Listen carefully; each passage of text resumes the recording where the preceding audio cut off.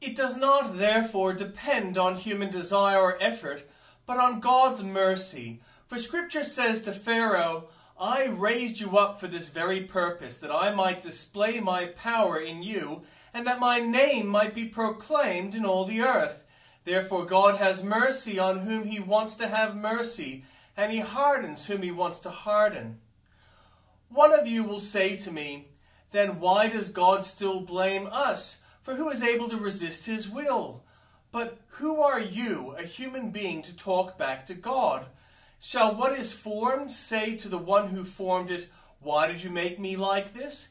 Does not the potter have the right to make out the same lump of clay, some pottery for special purposes and some for common use? What if God, although choosing to show his wrath and make his power known, bore with great patience the objects of his wrath, prepared for destruction? What if he did this to make the riches of his glory known to the objects of his mercy, whom he prepared in advance for glory, even us, whom he also called, not only for the Jews, but also from the Gentiles, as he says in Hosea, I will call them my people who are not my people, and I will call her my loved one who is not my loved one. And in the very place where it was said to them, you are not my people, there they will be called children of the living God. Isaiah cries out concerning Israel, though the number of the Israelites be like the sand by the sea, only the remnant will be saved, for the Lord will carry out his sentence on earth with speed and finality. As it is just as Isaiah said previously, unless the Lord Almighty had left us descendants, we would have become like Sodom, we would have been like Gomorrah. What then shall we say, that the Gentiles who did not pursue righteousness have obtained it, a righteousness that is by faith? But the people of Israel who pursued the law as the way of righteousness have not attained their goal. Why not? Because they pursued it not by faith, but as if it were by works. They stumbled over the stumbling stone. As it is written, see, I lay in Zion a stone that causes people to stumble, and a rock that makes them fall. And the one who believes in him will never be put to shame. And the Old Testament reading, O God, why have you rejected us forever? Why does your anger smolder against the sheep of your pasture? Remember the nations you purchased long ago, the people of your inheritance whom you redeemed, Mount Zion where you dwelt. Turn your steps towards these everlasting ruins, all this destruction the enemy has brought on the sanctuary. Your foes roared in the place where you met with us. They have set up their standards as signs. They behaved like men wielding axes to cut through a thicket of trees. They smashed all the carved paneling with their axes and hatchets. They burned your sanctuary to the ground. They defiled the dwelling place of your name. They said in their hearts, we will crush them completely. They burned every place where God was worshipped in the land. We are given no signs from God. No prophets are left, and none of us knows how long this will be. How long will the enemy mock you, God?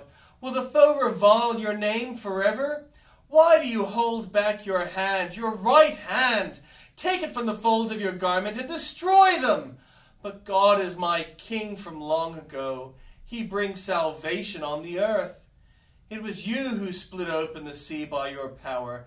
You broke the heads of the monster in the waters. It was you who crushed the heads of Leviathan and gave it as food to the creatures of the desert. It was you who opened up springs and streams. You dried up the ever-flowing rivers. The day is yours, and yours also the night. You established the sun and moon. It was you who set all the boundaries of the earth. You made both summer and winter. Remember how the enemy has mocked you, Lord, how foolish people have reviled your name. Do not hand over the life of your dove to wild beasts. Do not forget the lives of your afflicted people forever.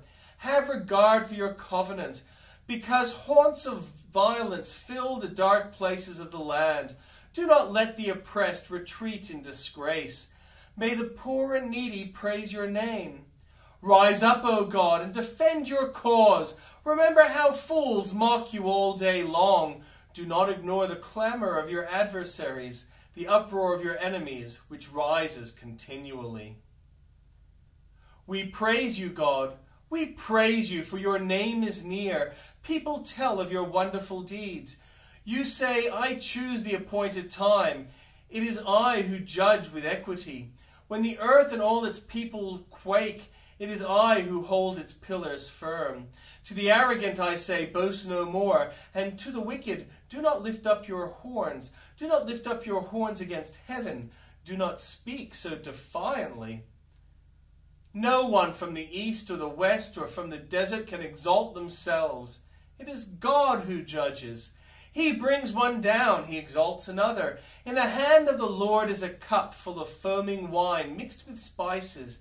He pours it out, and all the wicked of the earth drink it down to its very dregs.